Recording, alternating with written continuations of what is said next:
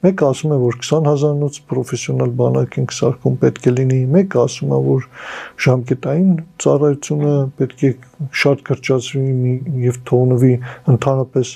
արհեստավարժ բանակի վրա, ընդ որում արհեստավարժն էլ ինքը կարելի է տարբերակել, էլի, հիմնականում չեն տարբերակում արհեստավարժ բանակը եւ պայմանագրային բանակը, սրանք տարբեր բաներ են, բանակը կարող է լինել պայմանագրային, որը մենք ունեցել ենք նաեւ Արցախում, բայց արհեստավարժ չլինել իր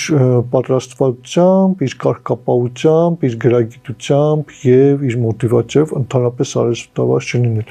եւ կարող է լինել ժամկետային եւ լինել արհեստավարժ աշխատավարձը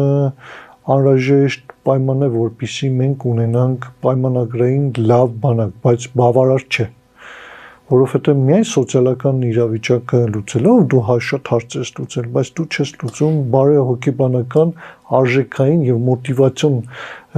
բաղադրիչների հարցը չես լուծում։ Միայն դնել եւ ասել, որ սոցիալական հարցը լուծելով մենք կստանանք արհեստավարժ պայմանագրային բանակ չենք կարող։